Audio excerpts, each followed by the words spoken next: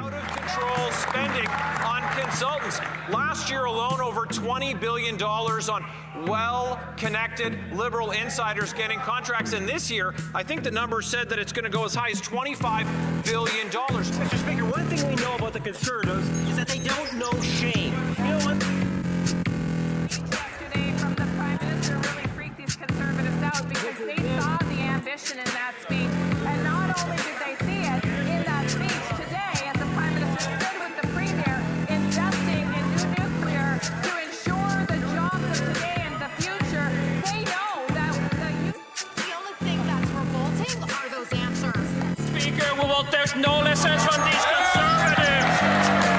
Trust me on that. It's too bad that that minister didn't write the Prime Minister's speech yesterday, because it wouldn't have bored and depressed to tears all of those poor students stuck in that room. There he spoke about how they would have to sacrifice more and that it would take time to reverse all of the misery that has built up over the last 10 years. Mr. Speaker, young people want to have homes. They want to have jobs. They want to have hope. They want a budget that is affordable so they can have a life that is affordable. Will the Prime Minister introduce that budget so that Canadians can restore the promise of their country? People in Canada know that this government has their back. It's going to be a powerful statement for the young people of Canada. Driving inflation. The more liberals spend, the more it costs Canadians at the grocery store. 25% of Canadians are using food banks because they can't afford to eat. So when will the Prime Minister finally get his inflationary deficits under control so Canadians can put food on the table? Mr. Speaker, Conservative members pretend to care about food insecurity, but then they call feeding children garbage. Now, Mr. Speaker, what's garbage was that answer? Did the Prime Minister see the ad before it went out? Hey, of course there are too many people living in poverty in Canada, but there are significant initiatives being put in place by this government. Being serious means being honest and telling Canadians. Canada's economy is in fact growing, Mr. Speaker. Out of control spending on consultants.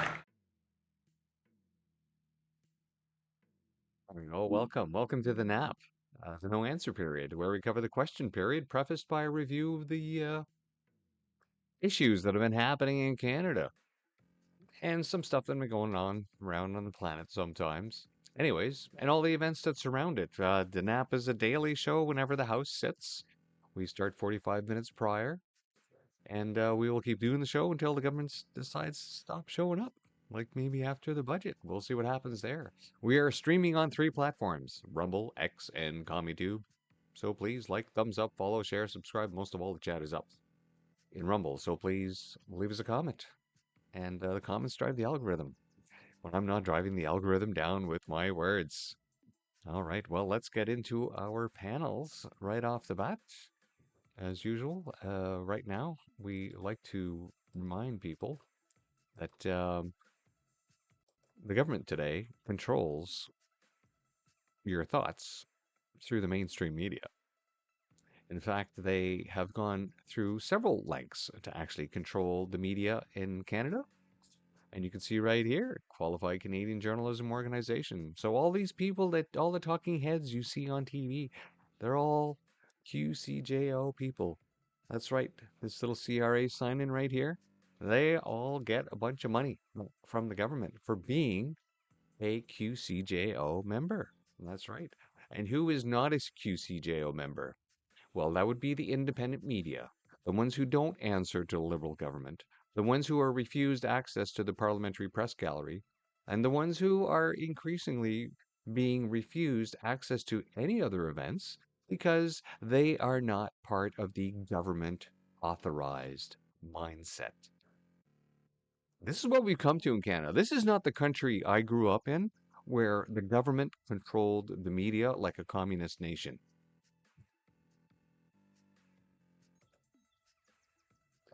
Let's move on to our next panel. Well, apparently the Prime Minister just released a video. And so we'll listen to the first 10 seconds here.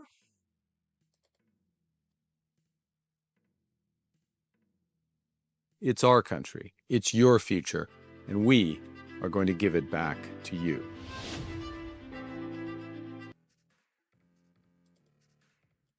Give it back? Give it back from who? Who took it? Who took Canada? Who took Canada that the Liberals have to give it back to us? Oh my goodness. Watch the full video. All right, well, let's watch the full video then. Let's do that. It is a cold watch. I have not seen this video because it's just come out. And let's see what it says.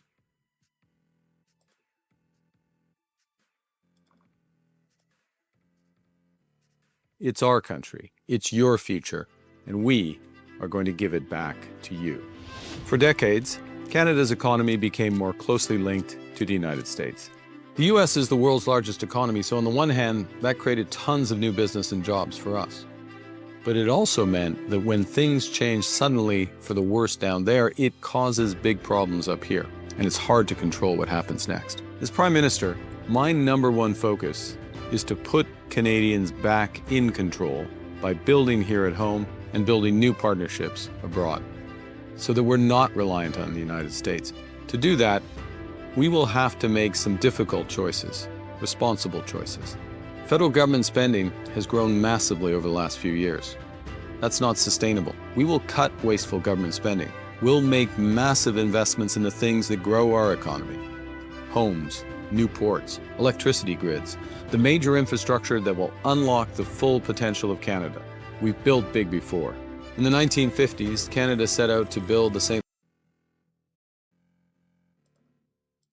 Okay. Before I carry on with this bloody video, let's start picking it apart, right? First off, our trade with the US is inevitable. We share the longest border with the United States than any country shares with any other peaceful border, I should say, that we share with the United States. A longer border and a longer peaceful border than any other place on the planet. And to say that we're going to destroy this trade back and forth over this border to become reliant on trade partners that are across the pond on the other side of the planet that have mass bodies of water between us are going to replace the 85% of the trade we do with the United States? Is this guy insane? Of course and you know, these hypocrites, every time they talk about outside influences affecting Canada's economy, then it's beneficial for them to mention that. Oh, well, you know, inflation is a worldwide event. We have no control over that. Oh, I see. Now it's convenient for you to mention that, right? But it's inconvenient to say that, oh, we're tied to US inflation rates as well because of our trade. That's inevitable. So whether we're tied with international trade or local trade down in the States, which is a more stable democracy than the other places we're trying to get trades with, this is insane. This is just a message basically perpetuating the message of hating Americans. I bet you this is what they're getting at. Look at this. Look at this. Spend less. You could have done this right off the gate, right out of the gate. In April, when you won the election, April 28th, you won the election, you could have said, okay, let's stop spending. But no, you increased spending by 30% for your consultants. You increase the spending. So if you're selling us bullshit like this, saying you're going to decrease spending, well, you didn't fuck all for the last 6 months. Who the hell is going to trust you now? You had 6 months to do something. Instead, you went on vacation all summer. You toured around, exhausted our Canadian Armed Forces Airbus crews at 437 Squadron to the point where you had to rent a plane. That's how much fucking flying you were doing around Canada. I mean, we have other missions to follow with these Airbuses. You know, we have all these troops to support overseas, back and forth doing the shuttle runs for those. So every time you go on a flight somewhere, you're taken away from the CAF troops and their capabilities. When you could just be doing this from home, which is like spending less money, which you've not done. You've not done at all. Promise that you're going to spend less when you've done fuck all for the last 6 months. You're such a hypocrite. Let's carry on to where he was here. What is he talking about? The 1950s when we built after the war? structure that will unlock the full potential of Canada. We've built big before. In the 1950s, Canada set out to build the St. Lawrence Seaway. It cost us the equivalent of about $4 billion in today's money.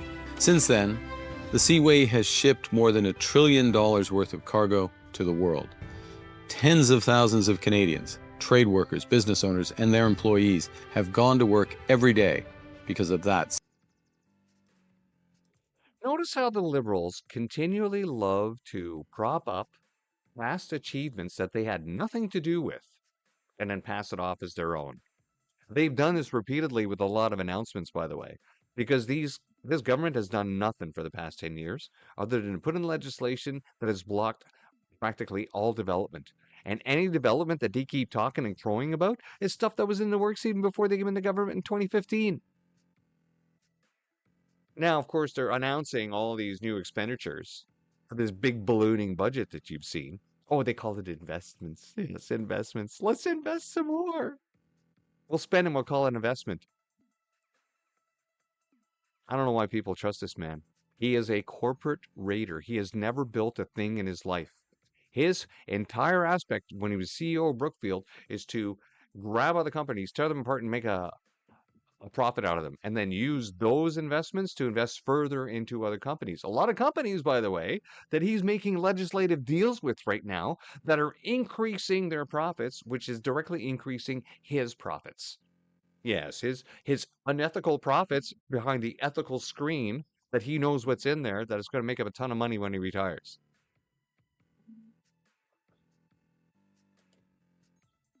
We're going to build big things again. When we do, we're going to use Canadian steel, Canadian aluminum, lumber, technology, and Canadian workers to do it. Only 40% of the steel bought here in Canada is made here in Canada. We'll change that. We'll be our own best customer. This communist line, we will be our own best customer. What is he talking about? Canada has a finite amount of money. And it's not developing any new resources to make new money. We got to sell stuff to other nations in order to make money here. We can keep selling stuff to each other, but we're just the same amount of money just circling the drain into a toilet of taxes for the government. They just, where do they think riches come from? Right? People have to work the land. They actually have to put sweat and blood into the land, get something out of it. And then you have an actual resource, whether it's food or something to come out of the ground. And then you can sell that and exchange that. But if you're not grabbing any new resources, you're not producing any new food to sell to people to make some money and some profits, then what are we going to sell? What are we going to make?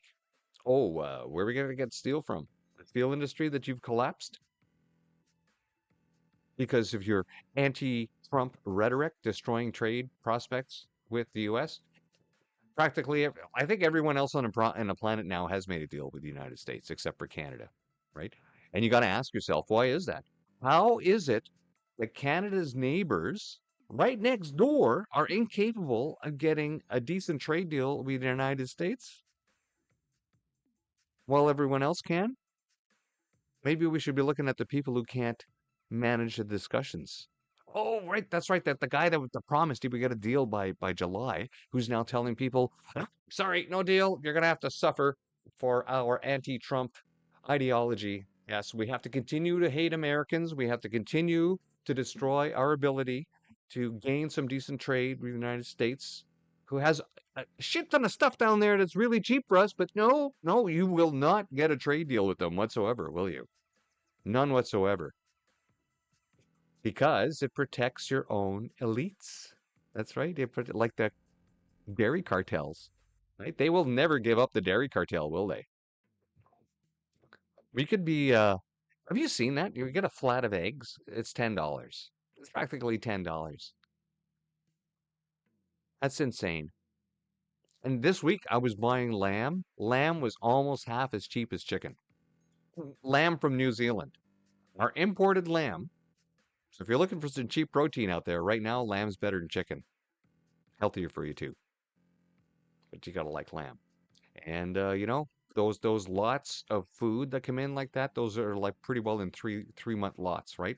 So all that cheap lamb that came in from New Zealand, that's not going to be around forever. Once the warehouse is out of it, that's it. Next load that comes in, it's going to be even more expensive than chicken. All because of these clowns and their machinations. Let's listen to more. And we're going to sell to the world. Yes, we'll keep trading with the US, but we will double what we export to everywhere else. We'll make generational investments to protect our communities, our borders, our way of life. Investments to Generational investments is generational debt. They're not investments. They're out of control spending. Notice he had a little picture there of the RCMP. God, how they love to wrap themselves in the symbols of our country, don't they? While they destroy the very symbols of our country. RCMP recruitment down almost as bad as the Canadian Armed Forces, 10%. They cannot recruit because their ranks are filled full of DEI cultural Marxists, and the ones that aren't DEI cultural Marxists are just marking time to get the hell out. Because these people have destroyed Canada with their ideology. When they're talking about culture and borders, it's not our culture. Remember, this is the guy that said Muslim values are Canadian values. Everything that he does is to enrich his green scam. So any investments that they put in, there's always going to be a little bit of a caveat in there that you have to follow the carbon capture rules or the carbon schemes or blah, blah, blah. Probably some DEI stuff in there too. And that's how they do it. Oh, yeah. Wait, no, look, we're providing funding, but they've refused it. Yeah, they refuse to get involved with your ideological narrative, which you attach everything to.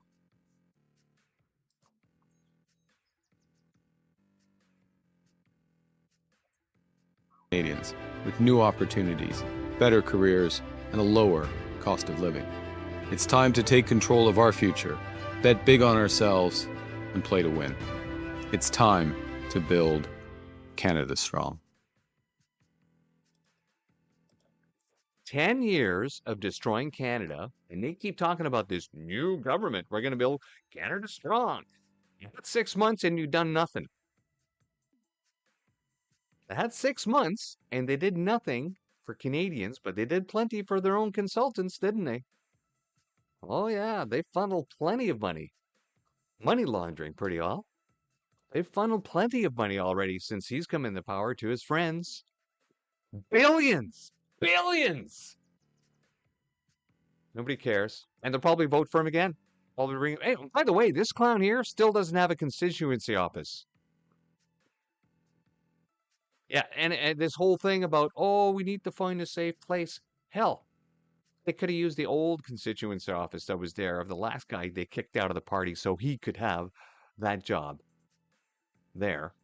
And the staff that work there, these are local staff. These are staff for the people in his constituency to go and talk to when they have problems that they can't resolve with the government, right? If you have a veteran who says, my God, I'm having issues with Veterans Affairs, I'll go to my constituency office and, oh, I don't have one because I'm in Mark Carney's riding.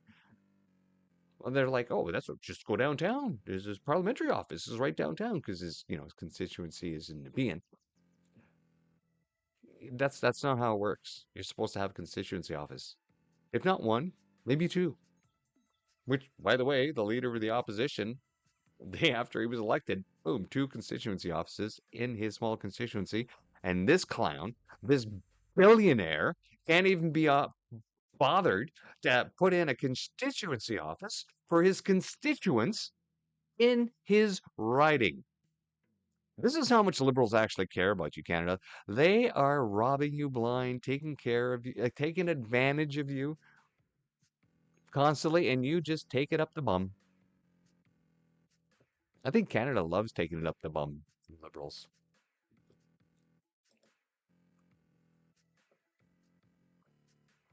And speaking of taking it up the bum, here we go, Mr. Mark Miller, bragging about cutting immigration. Cutting immigration has eased pressure on housing and labor. Oh, I just love it when liberals announce how massively they have failed, right? We've been telling you to stop your BS for years, and now you're going to say, oh, look at us. We're doing such a great job cutting on immigration. Well, let's see what Big Perfect says here. Change your tune. Well, it says, most experts agree that the root causes of this housing shortage are unrelated to immigration. Oh, well, I love it. I love it when these hypocrites are exposed immediately right off the bat, like this in social media.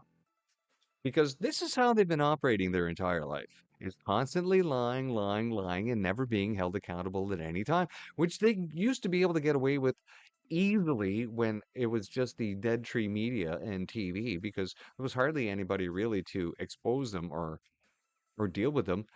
Slowly over time, last 20 years, finally the blog sites that showed up, right? And then next thing you know, there's a whole new venue. People have started reading stuff and they go like, oh my goodness, how come we didn't read about this before? Because before that, all you had was magazines and newspapers or private publications or books. But now we have social media and you can get fact checked immediately, which means every time you're a hypocrite live, there will be somebody live to point out to you you are a hypocrite. Which is why I don't know why they still think they can get away with just constantly lying in Parliament. I mean, they know they've been on TV since the 80s. We don't have just to go to the Hansard to dig out what they said. But they don't care. They have no morals, no scruples, no ethics. They'll sell you a big game, make you think that Trump's the big bad man, and if you vote for the Conservatives, they're just like Trump and they're bad and evil and you must hate them. So vote for us. It worked for the Nazis. It's certainly working for the Liberals. Let's see what this person is saying here. This government is a failure. It was a failure under Trudeau, and unless some miracle happens in the next little while, it's continuing to be a big failure under Carney. I met with Mark Carney numerous times when he was governor of the Bank of Canada, and he's not a dumb guy. Let's face it, he's not a dumb guy, and he's had this sort of accomplished global career in bureaucracy. What strikes me is people think he's a businessman. He's not a businessman. He's never run a business. He's never met a payroll. He's never done the regular things somebody that was savvy about business would do.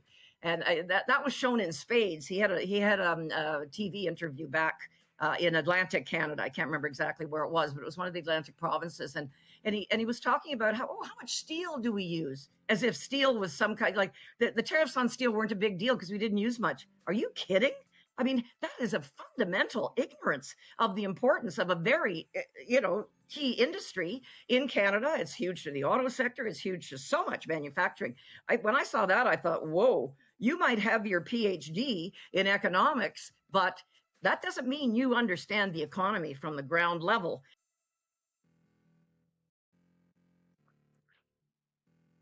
But it doesn't matter how often we present this information because Liberal supporters brainwashed. There's no changing their minds. You cannot have a conversation with a Liberal because they're brainwashed. You can show them all the evidence you want, but they will still support the Liberals in spite of themselves. Because there can't be that many stupid cultural Marxists in Canada. Well, maybe there are. Right. So I was talking about this on our Blazing Kefir Fridays earlier. We broadcast at 9 this morning. So this $600 million for gender equity and inclusion that the Liberals want to add is, Mario says it best.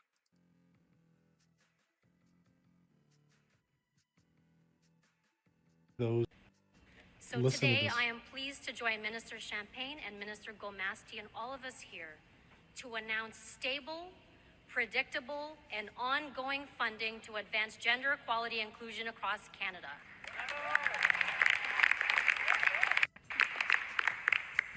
This is over $500 million investment with help to ensure that women and gender diverse Canadians can live in safety and contribute fully to Canada's growth. So you know the budget that we can't afford, where Mark Harney said that Canadians need to make sacrifices? It seems to me that the sacrifices will be made not by those who vote for him. It's going to be made by other Canadians. Do you catch my drift? This is what a minority government will do. They will say sacrifices need to be made, our budget's going to be massive, and we're going to make investments, but we're also going to be tossing $500 million to our voters so we can lock them in for the next election. And we're going to do this before the budget is announced, in case it does trigger an election. This is what political theater looks like. And a part of that budget is what you see up here.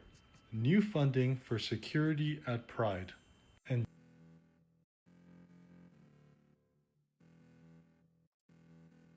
if you're not subscribed to Mario and his feed, I suggest you do watch the whole video. But it's, again, more insanity. Just constant insanity all the freaking time from the Liberals, because it's not their money. It's other people's money. They don't care how much they spend. They don't care how much they in debt. Remember, $427,000 per household is basically what Canada is indebted. Because if we ran our household like they run this country, we would be in debt. $427,000 per household. Half $500,000 basically, just in deficit financing per household. Thank you, Liberals. And it's only going to get worse after this budget with their investment. Yeah, it's not investing, it's spending, clowns.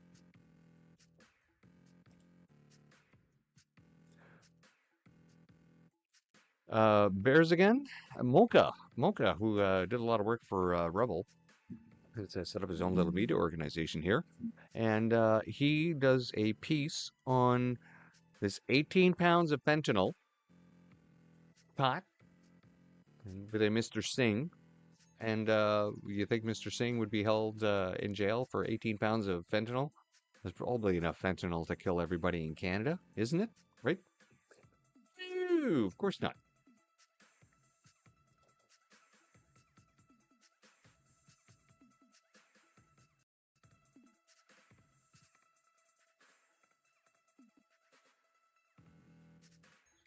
This is where Canadian police seized an astonishing amount of fentanyl. I'm on the Trans-Canada Highway in Saskatchewan near Swift Current, where about 18 pounds of fentanyl, enough to kill millions of people, was found hidden inside a spare tire.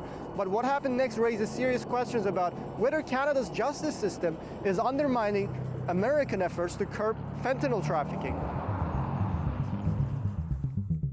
Earlier this year, RCMP charged 2 Calgarian residents, Kuardeep Singh and Swati Narula, with trafficking a controlled substance and possession for the purpose of trafficking.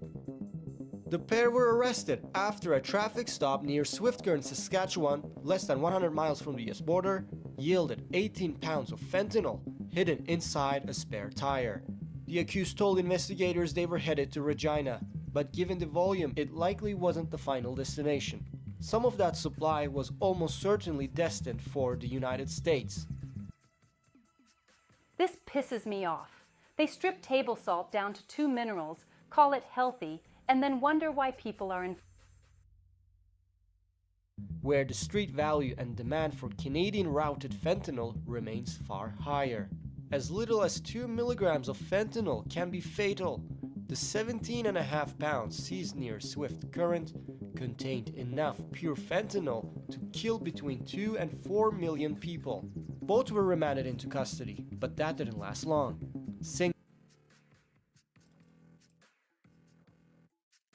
Now, Mocha does an excellent piece here. I suggest you go and watch it if you're interested.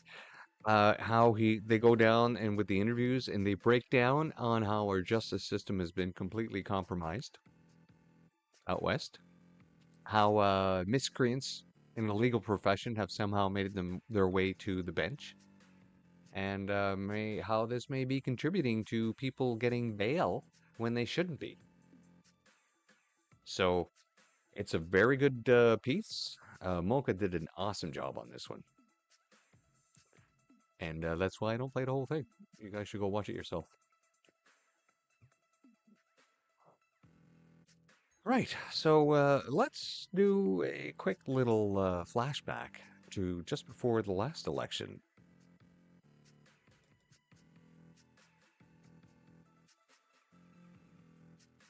Let's put Canada first. This is not change. Mark Carney is reading from the same Liberal playbook. He even has the same team, the same policies that gave Canada a lost decade, the same housing crisis, the same disaster on immigration, the same soft on crime plan that gave us chaos and disorder across Canada, the same tax increases and anti-energy agenda that made us so vulnerable. We cannot afford a Liberal fourth term. Who's ready to stand up for me? Help me. The last 10 years was about the Liberals. The next 10 should be about you. Let's put Canada first for a change.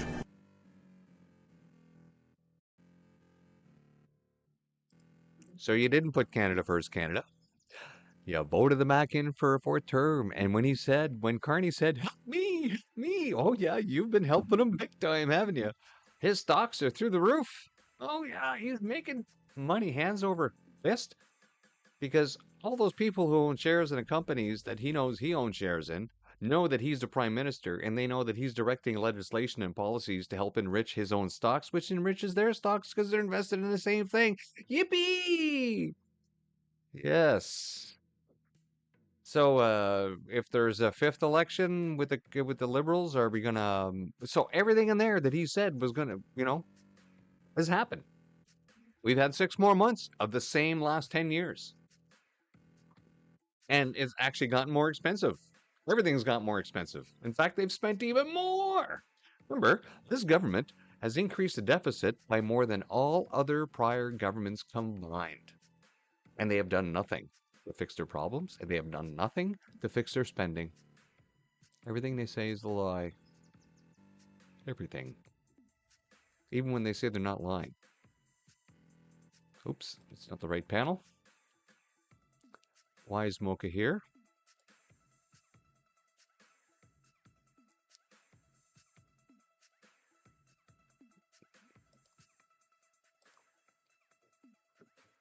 Right.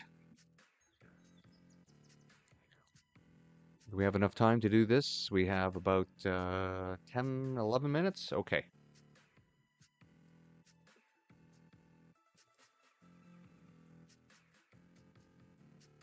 Promise to say we're going to work collaboratively with Five Eyes. By Salman Sima, founder and executive director of iCare, the International Coalition Against Racism Everywhere. You know him? He is an Iranian activist who spent years fighting dictatorship and corruption. His conference, Stand on Guard for Canada and Protect Canada from Foreign Influence, aimed to raise awareness and bring together voices from across the country to discuss how foreign entities are operating here and how that threatens Canada's sovereignty. The event took place at the House of Commons, and right from the start, it said a lot about the state of media freedom in this country. As soon as we arrived, we handed over our IDs, went through security, and they started searching our names in the system. Then came the question, do you have a parliamentary press gallery badge? Of course we don't. That entity refuses to accredit us, like most independent media. At that point, security said we might not be allowed in at all. We explained we had a private invitation from the organizer.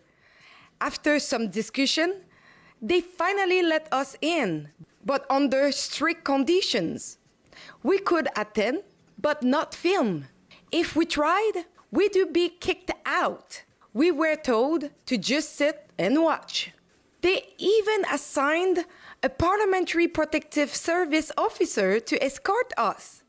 He stayed outside the room the entire time, door open, literally keeping an eye on us for making sure I was not recording with my phone. So when you will see the footage of the conference, it's not ours. It was filmed by participants. Only towards the end, after Salman Sima and the Conservative MP intervened, we were finally allowed to record. And the moment it ended, the officer escorted us straight out of the building. And let's be clear, this treatment was only for us. Others faced no such restrictions. It's obvious. They wanted to control the narrative and keep independent media from showing the other side of the story. Isn't it always, right? This is how desperate this cultural Marxist, future communist liberal party is. They need to control the narrative so much. And I've said this, that's why I started right off the bat by showing you this. Nope, not that, this. Right? This is how they control the narrative in Canada.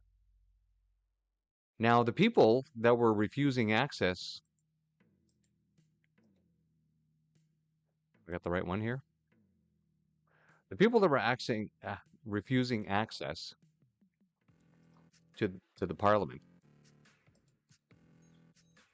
are the speaker's own personal Gestapo, right? So all the security you see on Parliament Hill, they all fall under the Speaker of the House. So the Speaker of the House has full control over that security. They have to answer to him. So for some reason, this liberal government has an absolute hate on for independent media. They only approve of government media. And in fact, they have such a hate on for Rebel News that they have special treatment for them. That's why they need to give them a little fascist escort around the parliament.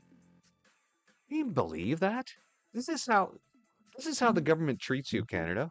When they're treating independent media like this, that means they're treating anybody else that doesn't think like them, that disagrees with them. This is the treatment that you can expect. And we saw the kind of treatment that they were willing to give us during the scamdemic, right? Putting us in concentration camps that they were already building. They built them and used them. Well, they had to use hotels in the meantime. So really, I guess we did have concentration camps. Just not the ones that had time to build with fences like they did in Australia. But this isn't the only place where they've actually been going after rebel media. Covered this in the past. So now recently, Ezra just did this piece here. Now, during the election, there was a mainstream media meltdown. I don't think we'll have time to cover that because we're getting close. Well, we'll see. And it got to a point where, of course, the Debates Commission has always tried to stop Rebel News from being there, and they won their court cases twice. So then the Debates Commission had to let them there. And at the first debate at the last election that they were allowed to be at with all the rest of the press, well, they just got in line and asked questions. And they asked questions that, oh my goodness, you should never be asking those questions, because that's what independent media does. They're not government-controlled media. So they're not just going to ask government-controlled questions. They're going to ask questions that we've all been screaming at the TV for years to say, why aren't you asking this? And now they're finally asking these questions. And of course, the politicians just refuse to answer. And then the mainstream media that was there blew it all out of proportion, lied about themselves because everything was covered on tape. I did a story on that. They did a story on that. Other people did stories on that, on the mainstream media making fools of themselves. So now the Debates Commission has been left with, well, the only reality is that they can't block independent media now from being at the debates and asking questions. That's really what it's come down to. So now the Debates Commission has decided that, well, why do we have to have a scrum? Why do we have to have a scrum after this debate? You know what? We won't have any more scrums. We will leave it up to the politicians. We'll leave it up to the politicians who are actually at the debate to hold their own scrums after. We won't be part of any more scrums because we can't control the narrative for the government. The Liberal appointed Debates Commission can't control the Liberal talking points anymore by refusing certain independent journalists from coming in and asking questions. So we're just going to cancel all the scrums. Ezra breaks it down here on his story on the Debates Commission.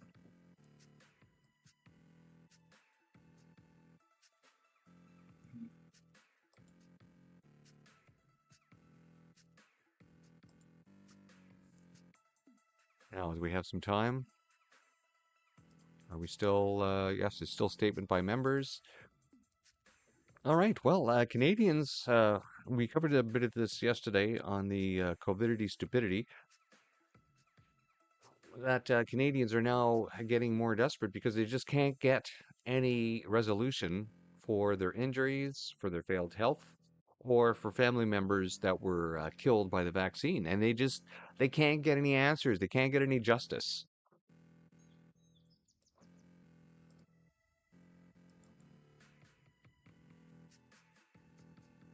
In the fact that they can bring this back at any time. These mandates were only ever suspended. They weren't taken away. They weren't written off and dismissed. They've been suspended. And at any time they can bring this back. And if any of this legislation that they're talking about comes through now, we could all be literally mandated to be taking vaccines again as early as next year. In this particular case, these issues affect every single Canadian, not just those Canadians that chose not to have a COVID-19 vaccine. It has been 4 years since then Prime Minister Justin Trudeau introduced a travel ban that barred millions of Canadians from boarding planes or trains without the then still in clinical trials COVID-19 shot. And 2 ordinary men, not politicians or activists, refused to let that chapter close quietly. Carl Harrison and Sean Ricard are taking the government to federal court, determined to ensure the charter infringements from that travel mandate never happens again. Their latest case will be heard this Monday, November 3rd in Toronto, but to understand how it began, we have to rewind to 2021, when 2 Canadians, frustrated by government overreach, decided to act. Back in 2020. 4 years later. I should start up a betting pool on this. The last time somebody finally got something to the Supreme Court related to the injustices regarding the COVID-19 mandates, they were denied justice because they said, oh, well, it's over and done with. It's moot. We don't need to deal with this anymore. I'm pretty sure they're probably going to give them the same bloody treatment again. Refuse to hear the case. They're going to say, oh, no, it's in the past. Now, of course, you can see the argument is being made here that, well, no, the mandates are just suspended. They could kick back in at any time. But that argument didn't hold the last time they suspended justice for the former Premier of Newfoundland, the only last living signatory on the 1982 constitutional amendment that gives us our current charter. Right? One of his charter signatories. They wouldn't even let him present his case in the Supreme Court. And that was like 2 years ago. So it was shortly after all the travel bans, right? Because he's from Newfoundland. He couldn't even leave the bloody island because you couldn't get on a ferry or a plane. Right? All the second-class citizens. We hope this case goes forward. Now, Sean Ricard has been collecting a lot of data as well. Politically, there's some things on him that I disagree with. But when it comes down to the data, he's not wrong. He's also one of the major contributors to the National Citizens Coalition. The NCI, National Citizens Inquiry. Is it the COVID stupidity?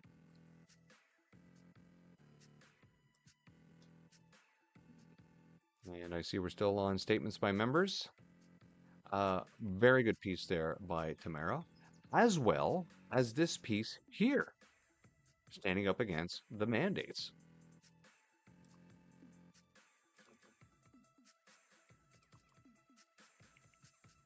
People need to understand that this case now is probably more important than it ever was, in the fact that they can bring this back at any time. These Wrong case.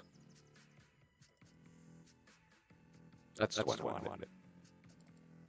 What's really going on inside Canada's vaccine injury support program, the so-called safety net, those who suffered after doing what they were told was safe and effective?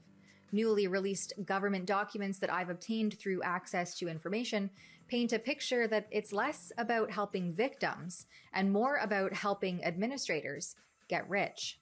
Let's dig in. The federally implemented vaccine injury support program called VISP was supposed to provide fair and timely financial support to individuals who experience a serious and permanent injury caused by a Health Canada approved vaccine. Yet VISP has to be a bureaucratic nightmare, riddled with delays, inconsistencies, and red tape, failing to deliver fair or timely access to the very Canadians it was meant to help. Instead, it's buried suffering Canadians under mounds of paperwork, funneled through a maze of gatekeepers, and ultimately left to the discretion of an elusive medical review board. That's if victims can even get their injuries formally recognized through Canada's multi-layered and heavily filtered passive vaccine injury system known as KFIS. As our exclusive reporting at Rebel News, made possible through your generosity and support at rebelinvestigates.com, has uncovered, this so-called support program has been little more than a filibuster from the start. Now these newly released documents detail the administrative heavy payments of VISP, which was initially granted. It looks like we are starting.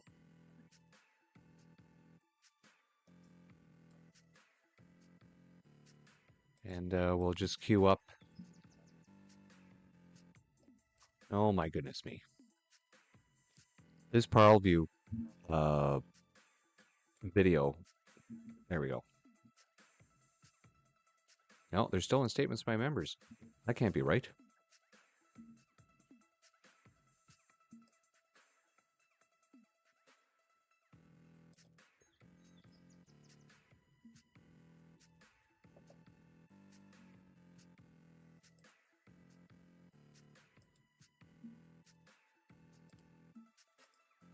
The Honourable Member for Mégantic-L'Érable-Lotbinière. After 10 years of this Liberal government, and despite a new Prime Minister, the more things change, the more they stay the same. Liberal friends and insiders keep lining their pockets with tens of millions of dollars, while hundreds of thousands of Quebecers have no food to put on the table.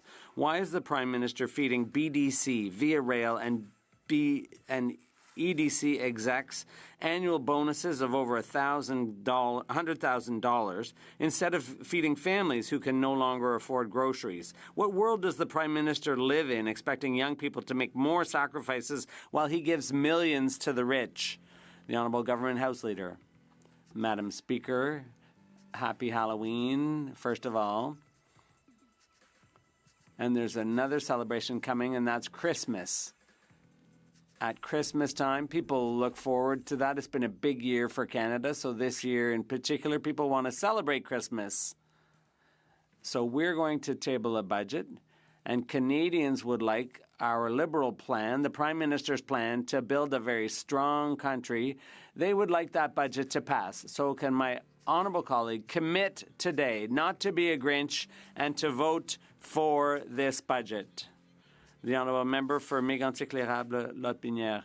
Well, at Halloween, is the Government House Leader going to stop scaring Canadians? What Canadians want is an affordable budget for an affordable life. And it's that government's responsibility to deliver. And I'd like to quote from the Nutritious and Affordable Food Basket's findings in their report. Over the past 3 to 4 years, more and more families supported by Alima have been experiencing severe food insecurity. That's Canada in 2025. Does the Prime Minister realize that young families have nothing left to sacrifice? The Honourable Government House Leader. Madam Speaker, unfortunately, the Conservatives have systematically voted against all our supports for Canadians, which aim precisely to help them get through the month and make ends meet, whether it's assistance for families, dental care, pharmacare, child care, systematically everything we've put in place to make life more affordable for Canadians, the Conservatives have voted against. After 10 years, Liberal insiders and elites never had it so good as the Prime Minister forces young Canadians to make sacrifices. Young Canadians can't afford a home, yet CMHC execs got $30 million in bonuses for helping contribute to the Liberal-made housing crisis. Over 700,000 kids line up at a food bank every month, yet EDC execs get $45 million in bonuses for helping cover Liberal incompetence on COVID benefits. How many more sacrifices do young Canadians have to make so the Prime Minister can keep lining the pockets of his elitist buddies? The Honourable Leader of the Government in the House. Madam Speaker, my honourable friend, well, you know what he's done? Time after time after time after time, the measures that would help Canadian youth, they're against them.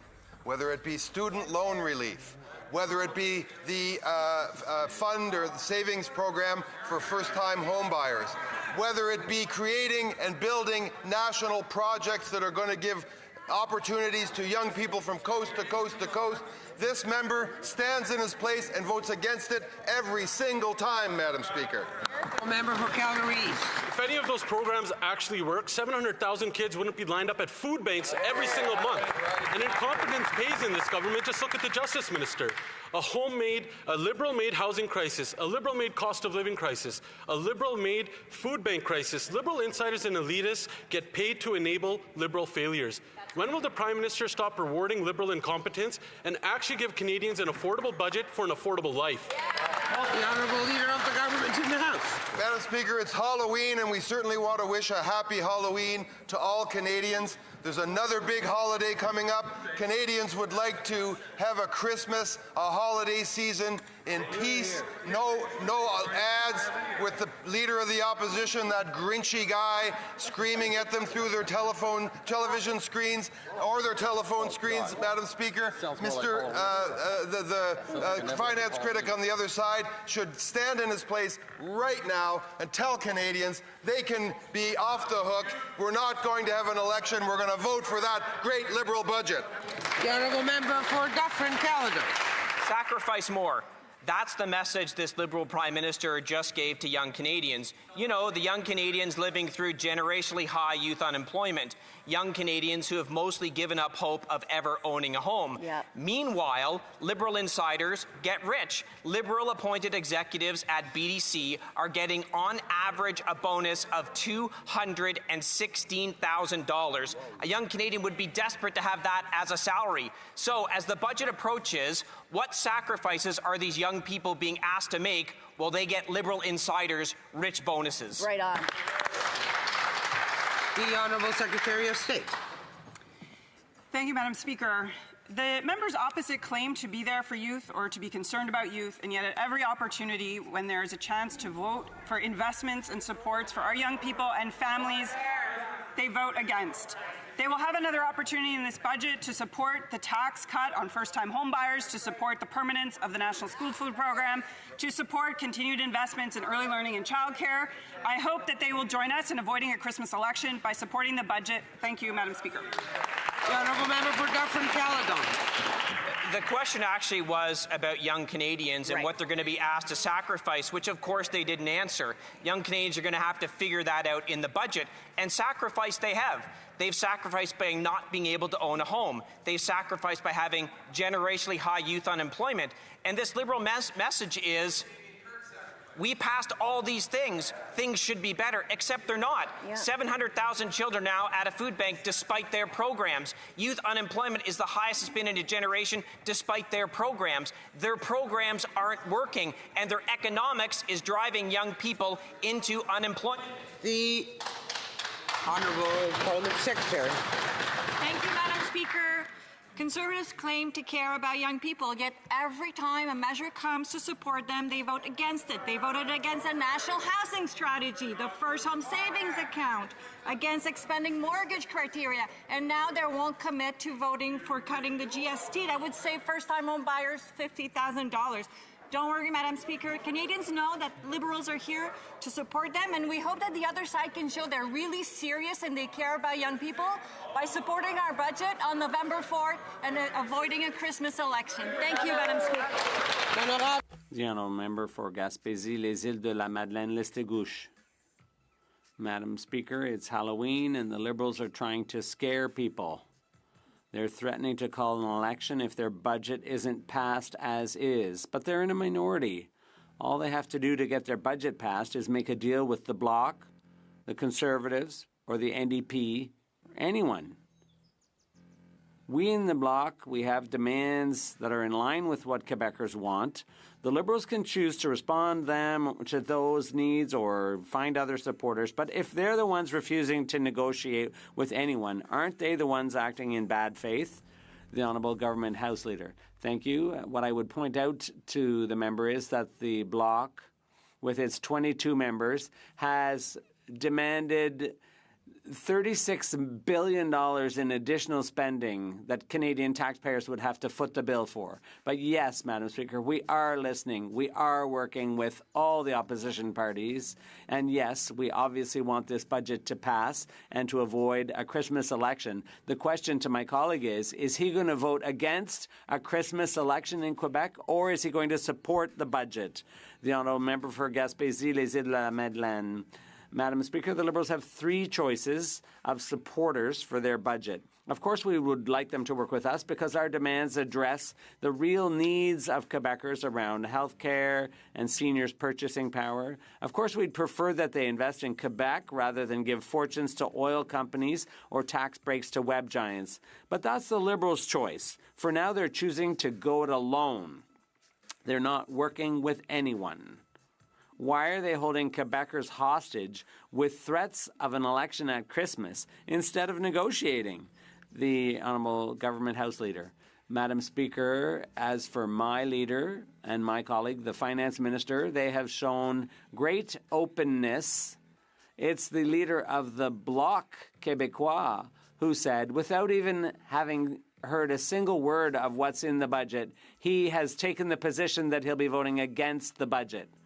So who's not showing a constructive attitude here? Someone who says, no matter what you do, I'm going to vote against it? Or is it the people who are listening and working with the opposition and trying to get this budget through so that we can avoid a Christmas election?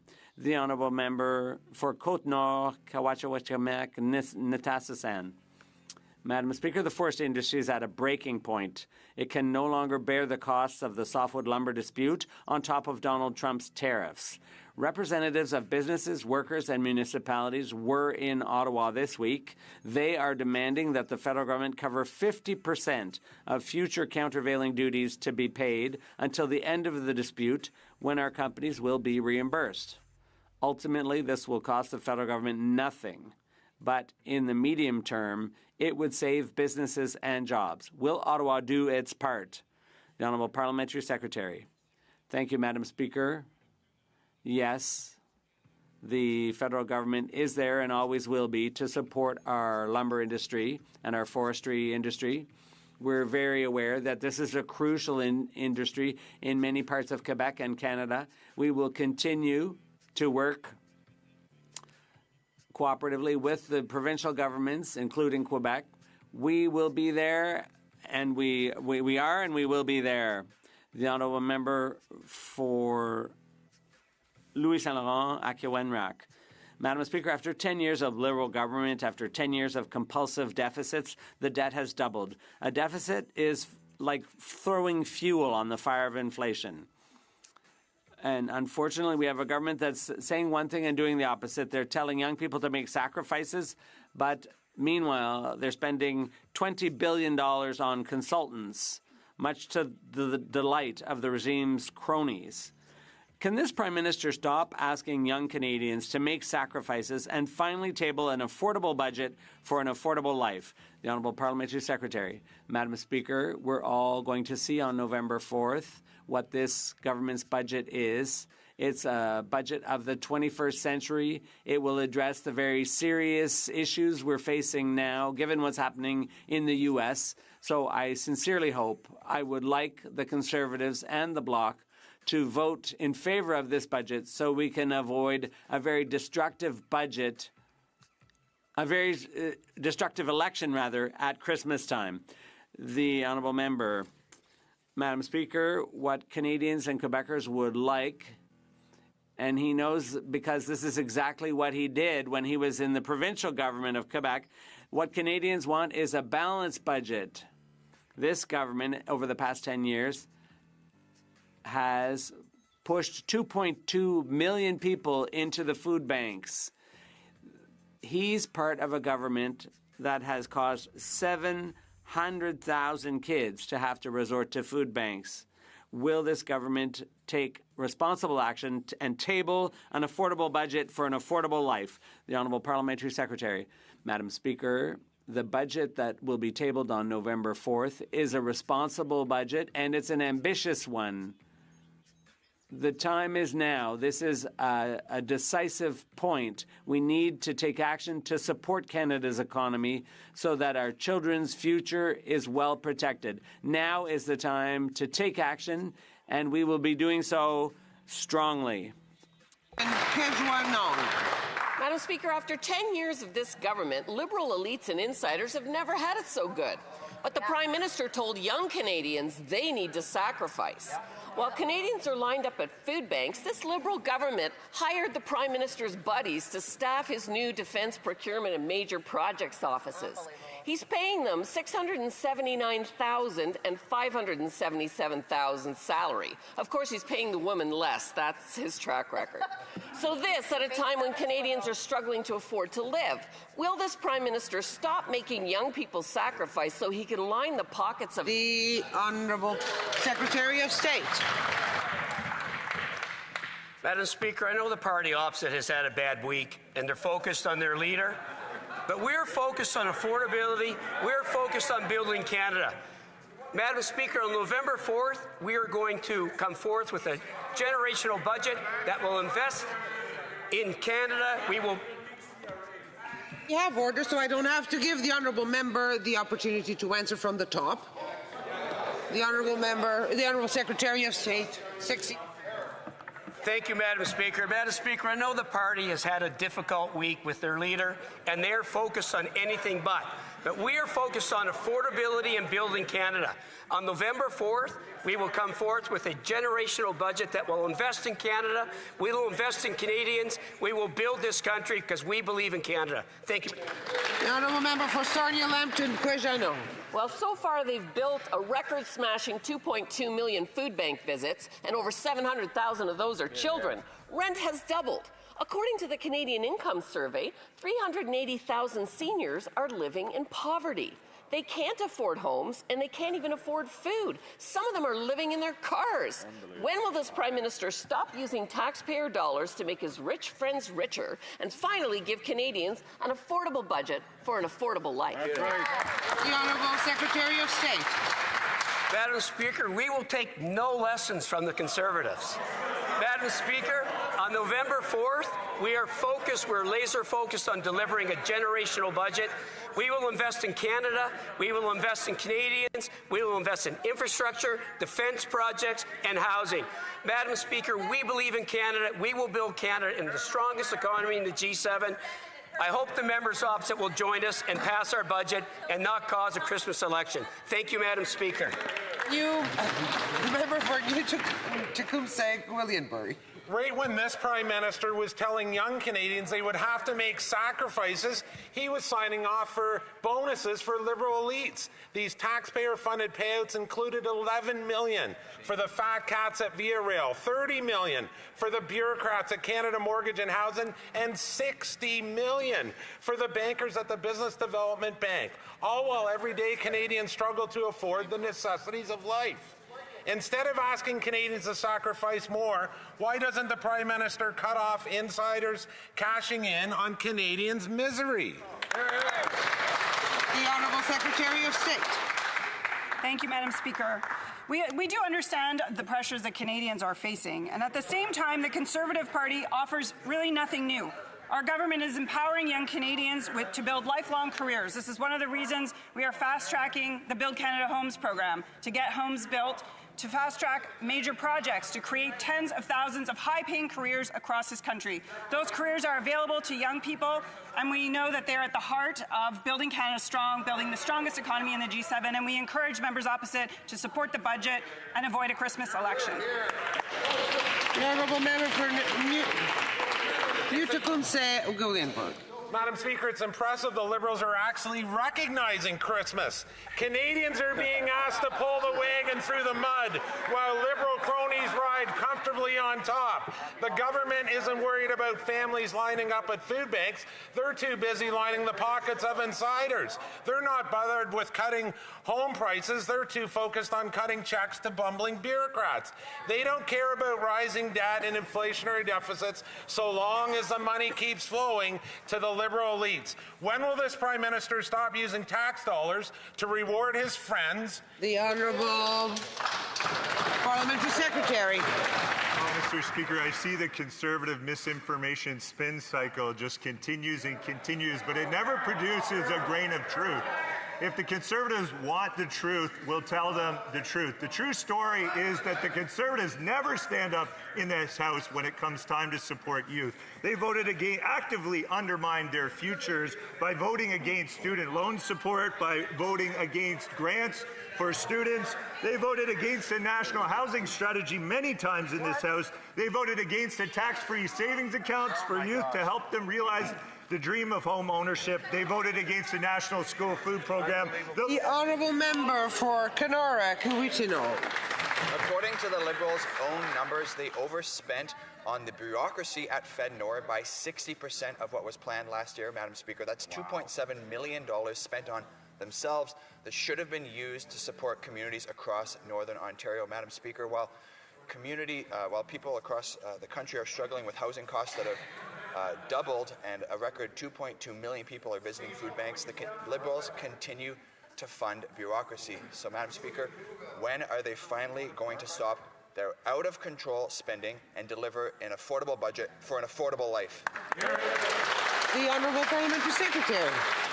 Well, Madam Speaker, we keep hearing about the Conservatives and their deep concern for youth, but they continue to vote against any project or program that would support the youth of this country. They vote against it all, Madam Speaker, and I'd like for once to hear exactly what they would reduce in order to meet their absurd budget demands. Let's have a good budget, an affordable budget on November 4th, and let's have the support of the Conservatives opposite.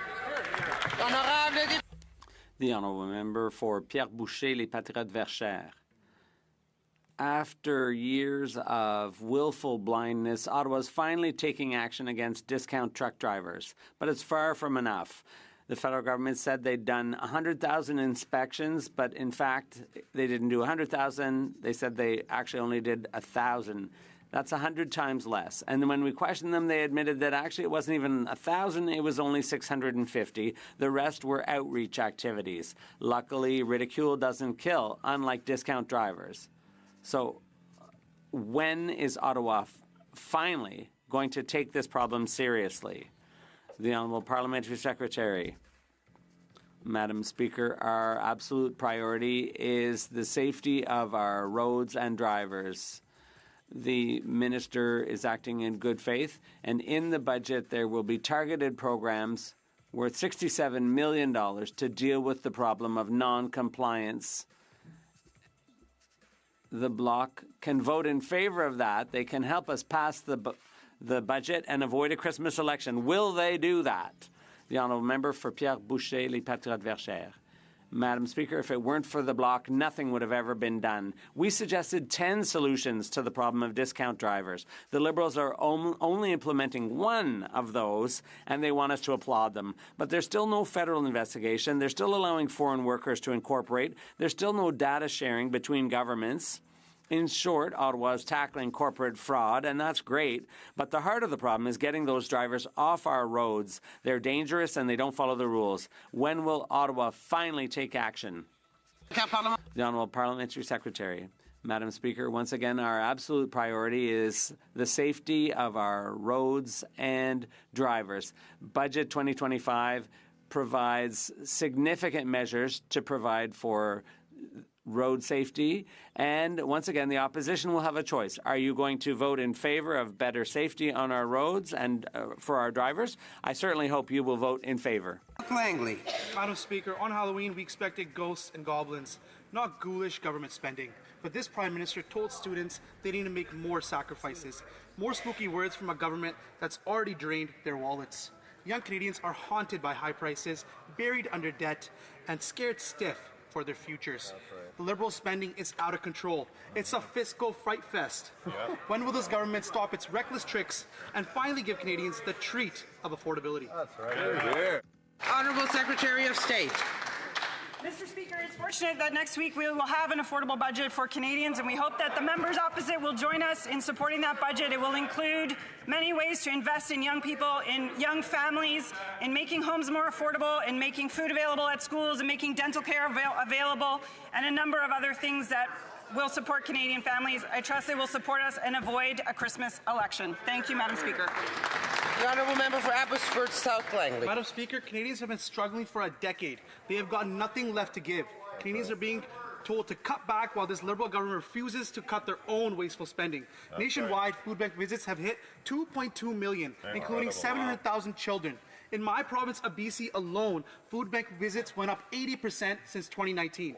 Canadians can't afford groceries or basic necessities. They certainly can't afford another Liberal budget. That's right. When will this Prime Minister finally deliver an affordable budget for an affordable life? That's right. The Honourable Parliamentary Secretary. Thank you, Madam Speaker. Conservatives claim to care about youth and affordability, but on this side, we're about solutions, not slogans. We've cutting income taxes, cutting GST for first-time home buyers, putting together a national school food program, launching Build Canada Home to increase home affordability.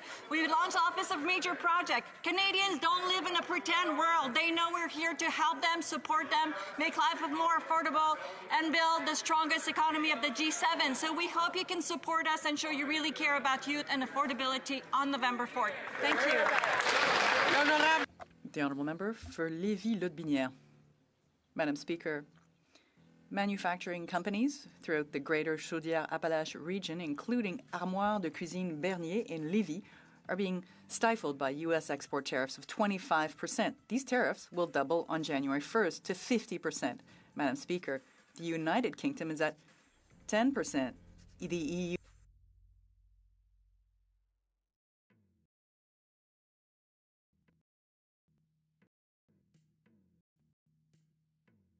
indefinitely. Is the Prime Minister, he said he was going to get a deal. Why is he breaking that promise? The Honourable Parliamentary Secretary. Madam Speaker, I'd like to remind our colleagues that it is the U.S. that triggered this trade war. One moment.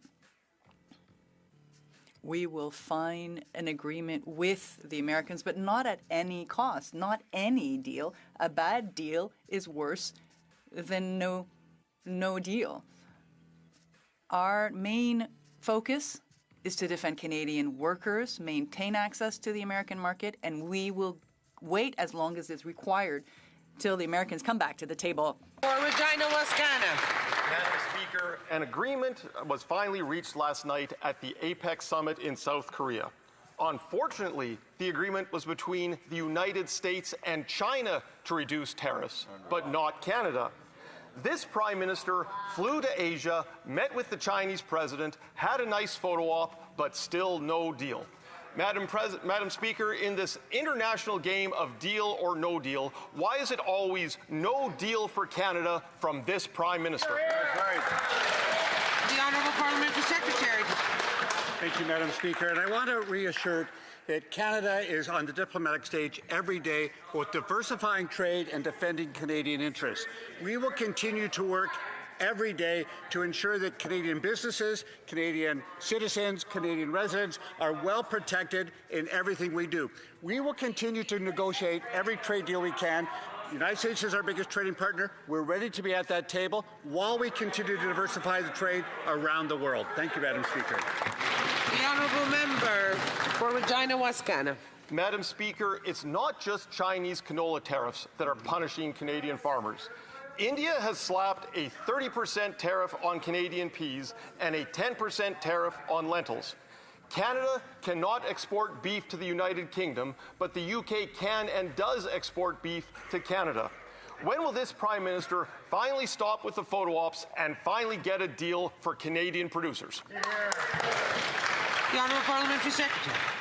Speaker, we will always stand up for Canadian farmers, whether they're beef farmers or farmers who grow wheat in our country, and we will make sure that we will get the best deal for them all around the world, and that is the work the Prime Minister is doing. He's been in Asia meeting with various leaders from around the world to make sure that we open new market, new opportunities for Canadians so that we can double our non-US exports over the next decade, and we will do that for Canadian farmers, for Canadian manufacturers, and for Canadian workers. The Honourable Member for Port Moody Coquitlam. Madam Speaker, I've seen firsthand the extraordinary work of our Canadian Armed Forces, their courage, their sacrifice, and the quiet toll that their service can take. And I've seen how easily that service can be overlooked in the rhythm of our daily lives, even though Canadians feel such gratitude. Could the Minister of Veteran Affairs update the House on how our Government of Canada is commemorating and recognizing Canada's veterans for their service and dedication? The Honourable Minister of Veterans Affairs. I thank my colleague from Port Moody, Coquitlam, for this question and note the presence on the Hill today of her spouse, Gaetan, a 22-year Canadian Air Force veteran. I also thank the member from Kitchener-Conestoga for leading the first flag raising on Parliament Hill this morning. Madam Speaker, the poppy is an enduring symbol of leadership, of loss, and of the responsibility to remember those who have served and sacrificed in uniform. As the Royal Canadian Legion launches the 2025 Poppy campaign, I encourage all Canadians to commemorate and remember the veterans who have served. Very good.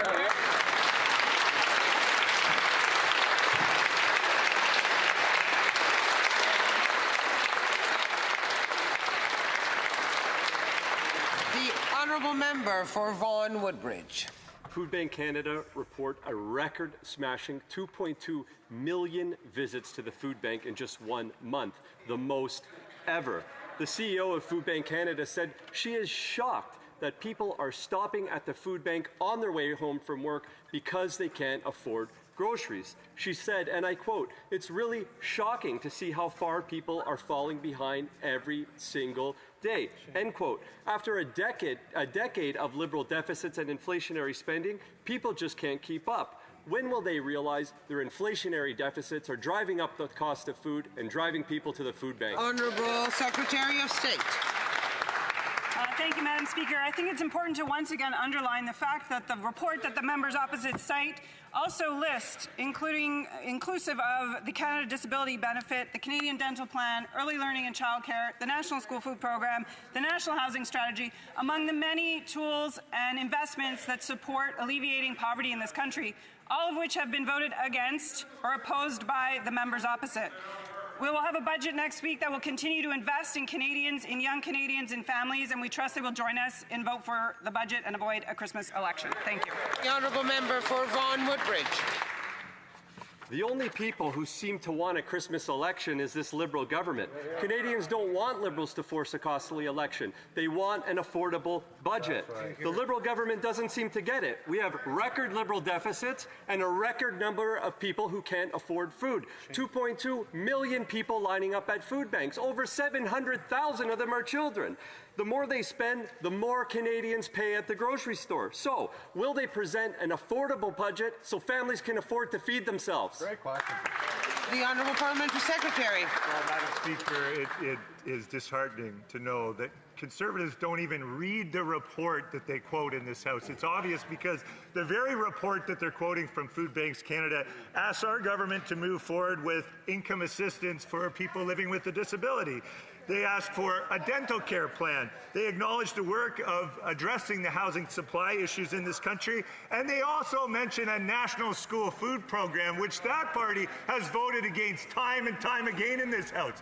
When it comes time to take 400,000 kids out of food bank lineups, what does the opposition say? They say no. The Honourable Member for Cambridge. Madam Speaker, first the Liberals made it unaffordable to feed your kids. Now they want applause for feeding them. Canadians used to line up at the grocery store. Today, they line up by the millions at food banks. Under the Liberals, Canadians are working full-time and eating part-time because paychecks shrink while grocery bills balloon. 82% of Canadian households say they don't have enough food to eat. In college, 82% gets you an A. But for the Prime Minister, 82% of Canadians going hungry means a giant F. When will this Prime Minister stop failing Canadians, allow families to feed their own kids in their homes? The Honourable Parliamentary Secretary. Thank you, Madam Speaker. Again, as I said, Conservatives claim to care about youth and affordability, but on this side, we're about solutions, not slogan, right? You're voting to cut. We're cutting income taxes, reducing GST for first-time home buyer. We're putting forward the National School Food Program. We're putting a number of measures to increase affordability, increasing the supply of home in order to lower rent. We're here for Canadians. Canadians don't live in a pretend world. They know what's going on. They know which party is there for them. That's why they voted for us on April 28th. We hope you can vote for our budget on November 4th. Thank you, Mr. Speaker. The honourable member for Windsor, Lakeshore. Madam Speaker, each month in Canada, there are over 2.2 million visits to food banks. We talk about these numbers every day, and we watch them increase every month. These aren't just numbers, colleagues. These are the people that we serve. Many of them are workers whose paychecks haven't gone up the way grocery prices have. This Liberal government, however, thinks that Canadians should sacrifice even more. When will this Prime Minister give Canadians an affordable budget for an affordable life? The Honourable Secretary of State. Madam Speaker, we've got good news for the Conservatives. They can help 5.5 million Canadians. Do you know how? They can support us on automatic federal benefits, giving benefits directly to 5.5 million Canadians, those that need it the most. But, Madam Speaker, the party opposite has a choice to make. Will they listen to their Grinch leader and not support our budget and cause a Christmas election? Or will they join with us and pass a generational budget offering hope and affordability to Canadians? Thank you, Madam Speaker. The honourable member for Edmonton Manning. Madam Speaker, the Edmonton Food Bank is serving more people now than any time in its 43 years history. Requests for food hampers are up 42% in the last 30 months. Food Bank Canada reports record use with 2.2 million visits in a single month. It took decades to hit 1 million and only 6 years under these Liberals to double it to 2 million. Madam Speaker, when will this Prime Minister finally give Canadians an affordable budget for an affordable life? Hear, hear. The Honourable Parliamentary Secretary. Thank you, Madam Speaker. This feels a little bit disconnected when just last session we saw the opposition vote against a national school food program. But good news, they have a chance to do what's right, to correct their error of the past, and vote to support our budget in just a few days' time to make that program permanent. Will they do that, Madam Speaker, or will they vote for a Christmas election that nobody wants? The honourable member for Portage Lisbon. The Prime Minister told young Canadians that they need to sacrifice more. Yet, when he ran Brookfield, he did anything but that. He hid money in a Caribbean island to dodge Canadian taxes.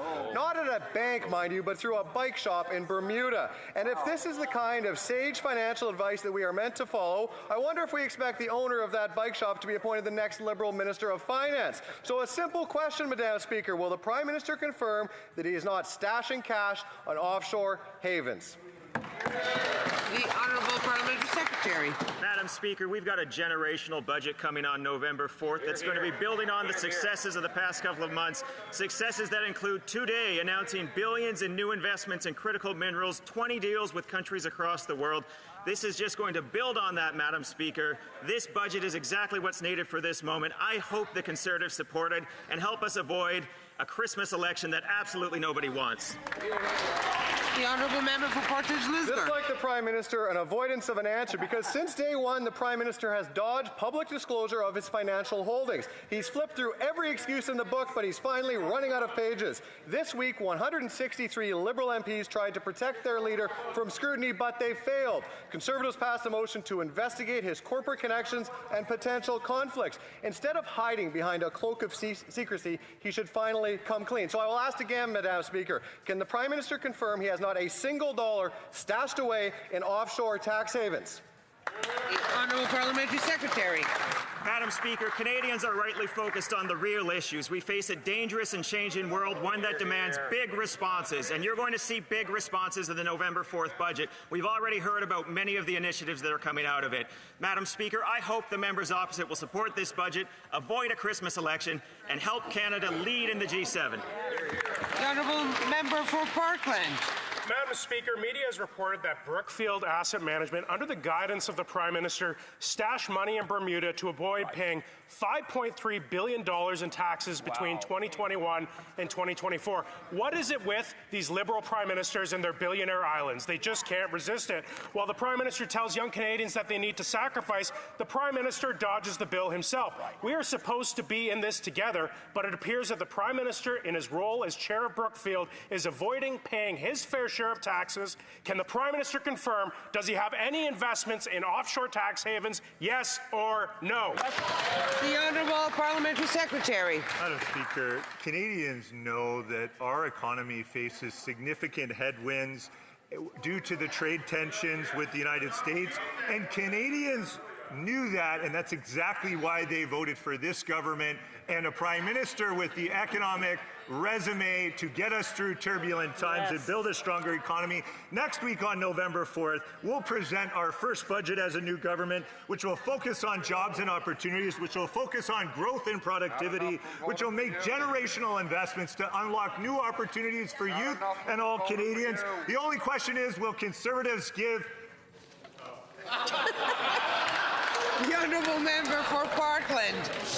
Well, Madam Speaker, this Prime Minister has an economic resume, all right, an economic resume of offshoring tax money to foreign tax havens. Families are cutting back on meals. Young people are waiting to start a family. They're waiting to buy their first family home. Meanwhile, media is reporting that the Prime Minister's company stashed billions in offshore tax havens to avoid paying taxes. We've heard testimony that this Prime Minister's company dodged $5.3 billion in taxes from 2021 to 2024. That's a lot of programs, Madam Speaker. Again, can the Prime Minister confirm to Canadians that he has no investments in offshore tax havens, yes or no? Yes. The Honourable Parliamentary Secretary. The only thing more frightening this Halloween than the Conservatives' disinformation in this House is a Christmas election, which nobody wants. The Conservatives are proposing to force an election on Canadians at a time when they expect this Parliament to stand together. Our budget on November 4th is going to present a strong path to build a stronger Canada, to unlock opportunities for all Canadians, to boost productivity and growth in this country, and the Conservatives will vote against. They've already said it. They haven't even seen the budget, and they're going to vote against. They're going to force a Christmas election upon Canadians. There's nothing more spooky than that. Yeah. The Honourable député de Rivière-des-Mille-Îles. The Honourable Member for Rivière-des-Mille-Îles. Thank you, Madam Speaker.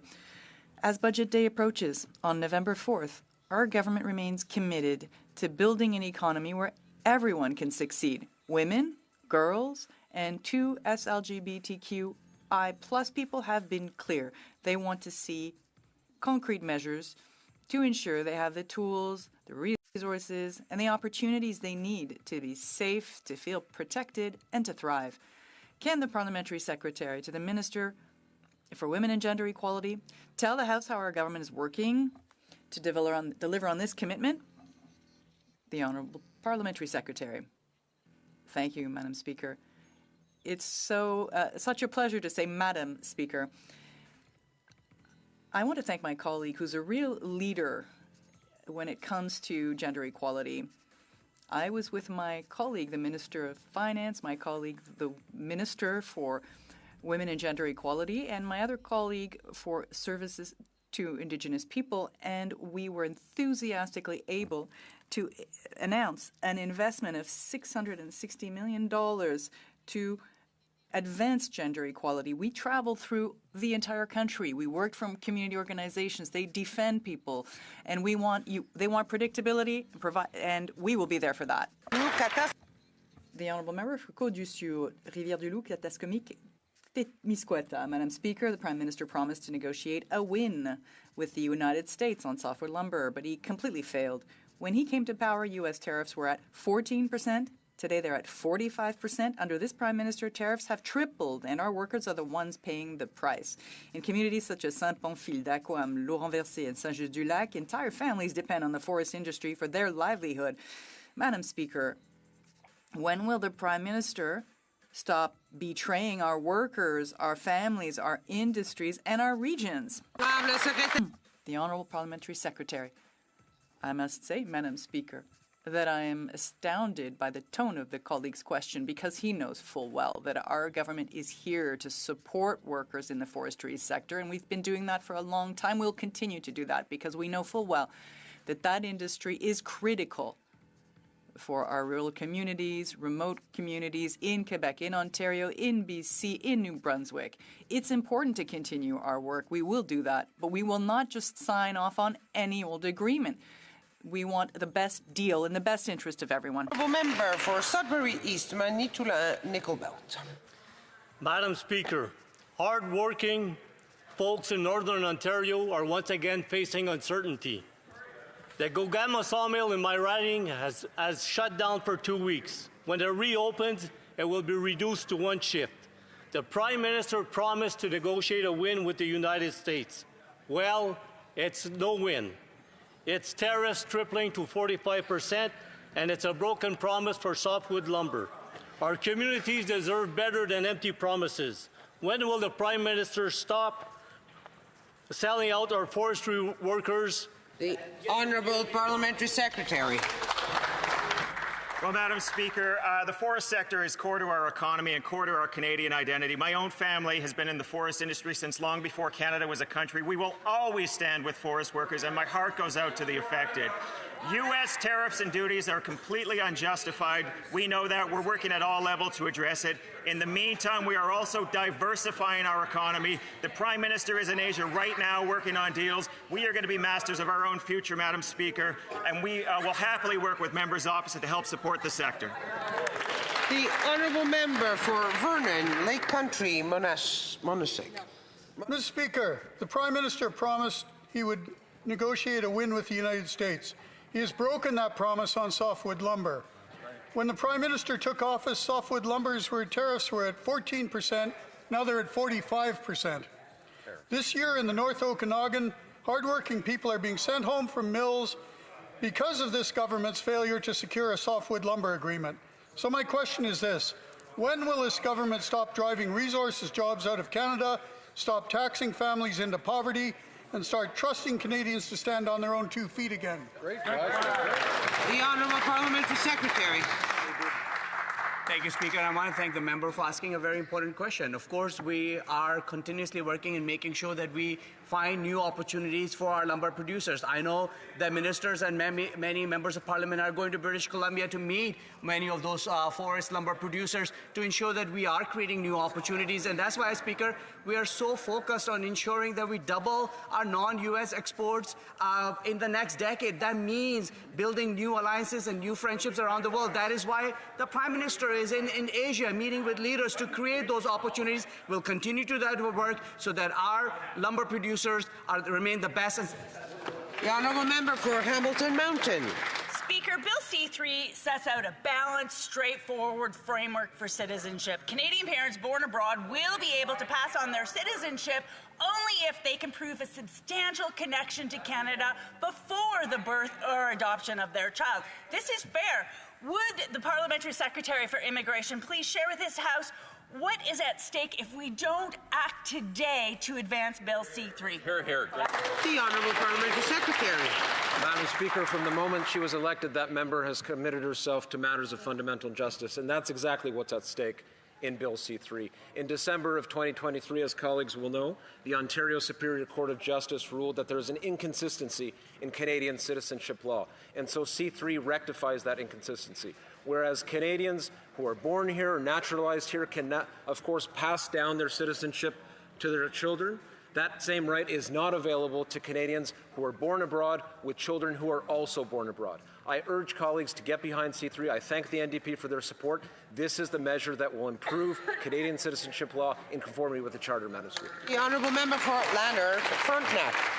Thank you, Madam Speaker. Madam Speaker, if we were to learn that China uses convict labor drawn disproportionately from Indigenous minorities to produce products to be sold commercially by the prison system, we would condemn this and we would ban that product. So what are we supposed to think of a report from the Aboriginal People's Television Network that milk produced at the Joyceville prison farm by inmates paid less than $1 an hour is being sold by Corcan for profit? Canada's correctional investigator says that in his view this represents, quote, a human rights violation. I agree with him, and I wonder, why is the government doing this? L'honorable secrétaire parlementaire. The Honourable Parliamentary Secretary.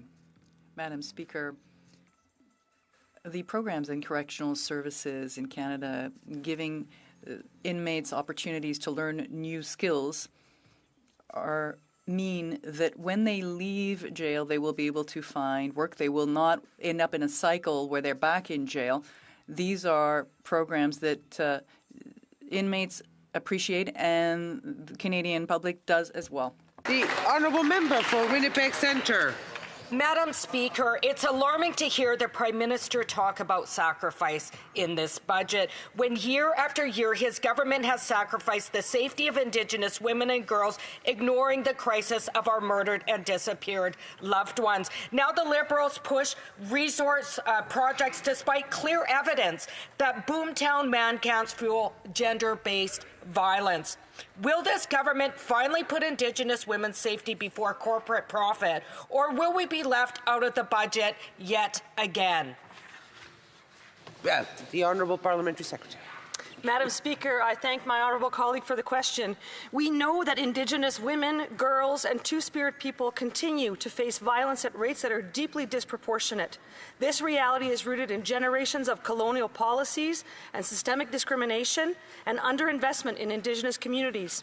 The calls for justice from the National Inquiry of Missing and Indigenous Women and Girls reminds us that responding to this crisis is not optional. It's a... Do we have an issue? No, sorry. My apologies. The Honourable Parliamentary Secretary. Merci.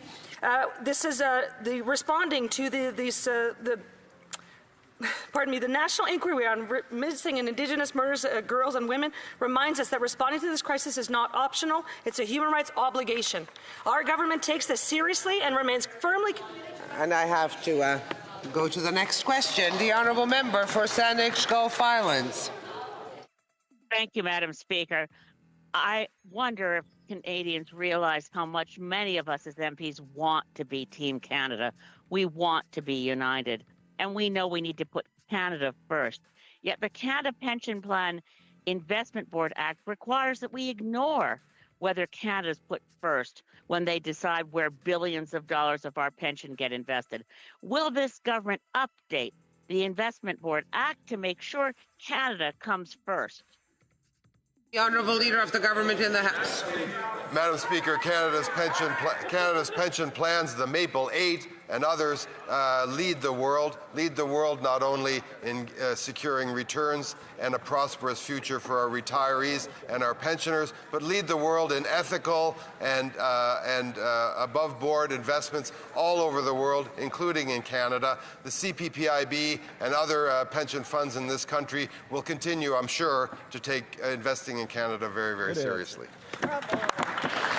And we have the Honourable Member for Longueuil-Charlemagne on a point of order. Thank you very much, Madam Speaker. I'd like to seek unanimous consent from the House to repeat my SO31, as I was right behind the member who was doing the really big cheer for the Toronto Maple Leafs, and unfortunately the noise was too much. So I'd like to know if we could actually, sorry, the Leafs. The Jays. The Jays. Oh my God, Toronto Maple Leafs. So I'd like to seek unanimous consent to repeat it if possible. Honourable Member have unanimous consent to repeat her SO31. Agreed. So, the Honourable Member for Longueuil. Madam Speaker, today I pay tribute to a remarkable leader, Jean Mélenchon, outgoing director of the Longueuil Agglomeration Fire Department. After 37 years of service, including 12 as director, Jean is preparing to bring his vast experience and expertise to another fire department. A man of courage, integrity, and humanity, Jean has not only devoted decades to protecting the citizens and property of our region, but he's also inspired generations of firefighters with his commitment to excellence. As a firefighter and director, Jean has helped shape. All right. So the point of order was the fact that she didn't feel like she was heard in her statement by members, and the House agreed to let her restate her statement so that it can be properly read into the Hansard and actually heard by everyone. It was very nice of them. You'll notice here Friday, the House is practically empty, like it seems to be every Friday. A lot of people make comments like this. He goes, "Oh, we pay these MPs for if they can't be there." Let's remember, MPs are from all over the country, and they would like to travel back home for the weekend, especially around this time of year. And of course, now a lot of them are traveling to their ridings and not there in the House. But as you saw, it's not a reason for the MPs not to actually be present to ask a question during question period, as the Green Party leader showed us, asking her question from her car. Outstanding. We could see that some of the members were acting just like they always do, which is not providing any answers. But I think the most impressive statement that I saw was by a certain Liberal minister who said, and I'll be in there to get that quote out, and that'll be in the next, the XOR now that I put together, of saying, the Liberal government will tell you what to think. Yeah, we'll tell you what to think, or something to that effect. I'll have to go back. I think the marker was at 1438. Let's see if we can find that now. 1135. 1135.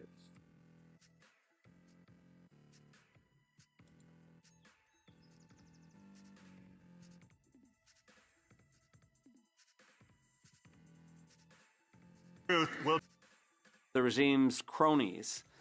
Can this Prime Minister stop asking young Canadians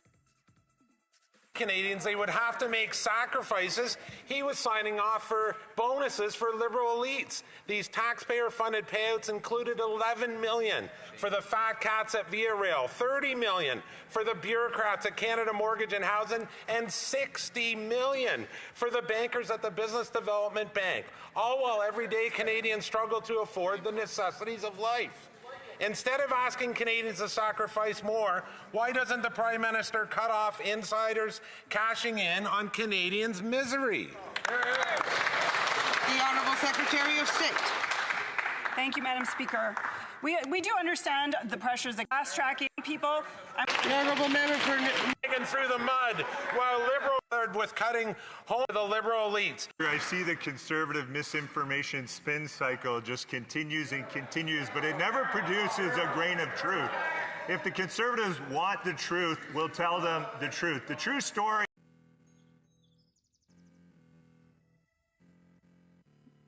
The Conservatives want the truth. We'll tell them the truth. Man, that guy's got some narcissism.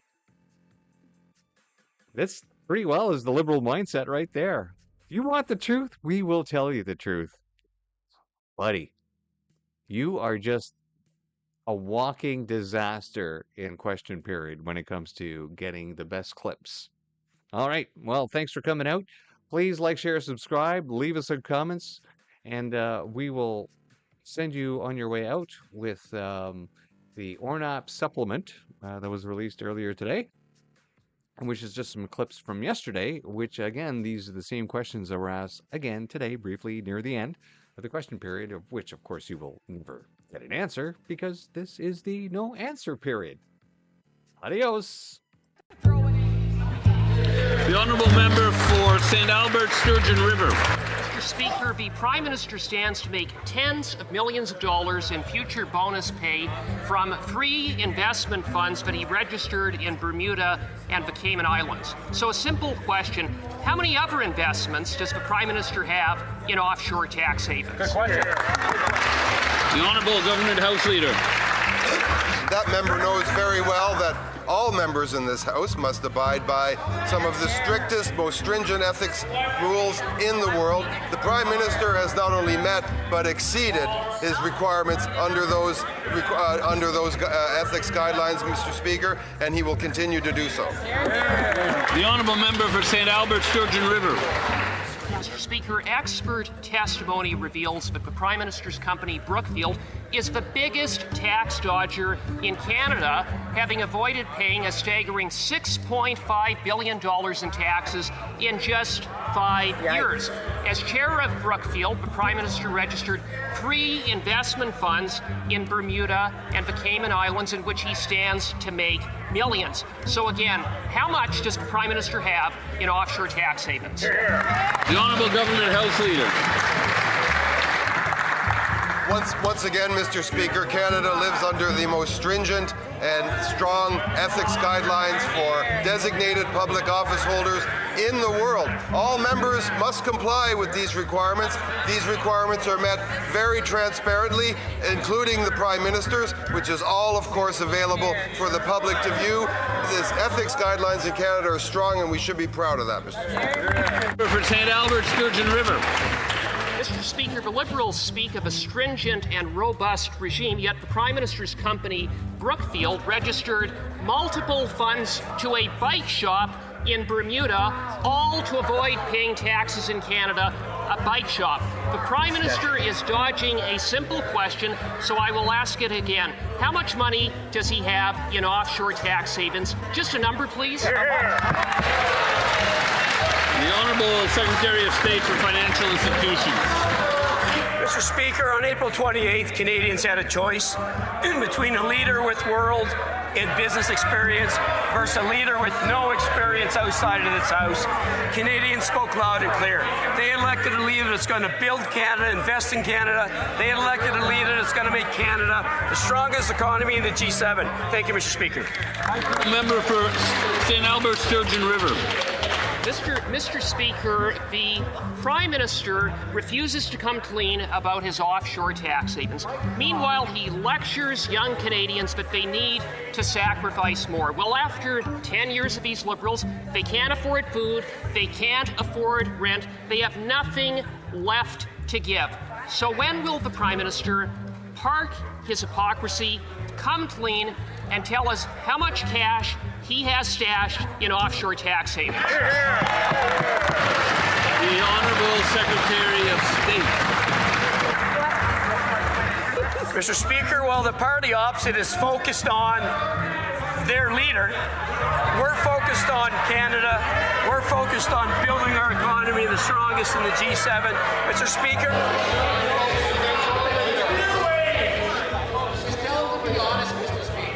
I couldn't hear. So if the Honourable Secretary of State would like to start from the top, that would be ideal.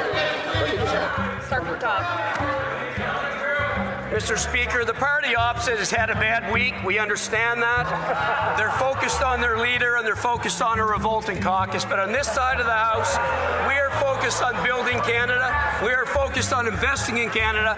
On November 4th, we will come forth with a budget that will invest, build our economy into the strongest into the G7. Thank you, Mr. Speaker.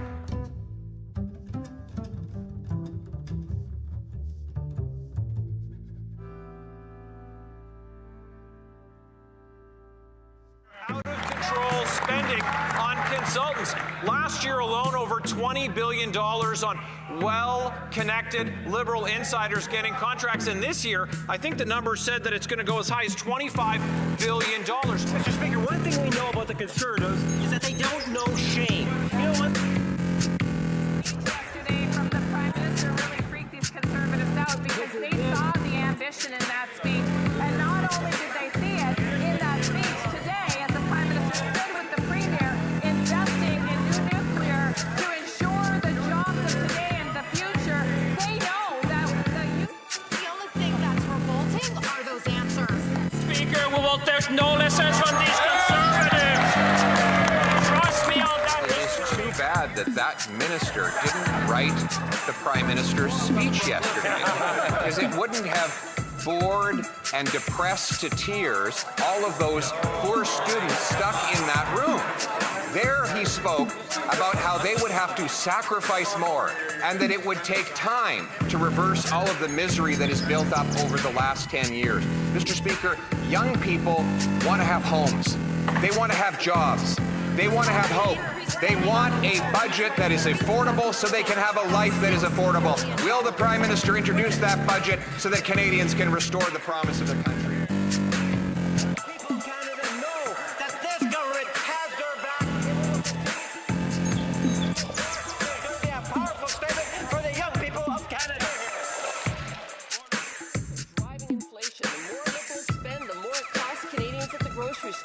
25% of Canadians are using food banks because they can't afford to eat. So when will the Prime Minister finally get his inflationary deficits under control so Canadians can put food on the table? Mr. Speaker, Conservative members pretend to care about food insecurity, but then they call feeding children garbage. Mr. Speaker, what's garbage was that answer? Did the Prime Minister see the ad before it went out? Hey, of course there are too many people living in poverty in Canada, but there are significant initiatives being put in place by this government. Being serious means being honest and telling Canadians. Canada's economy is in fact growing, Mr. Speaker.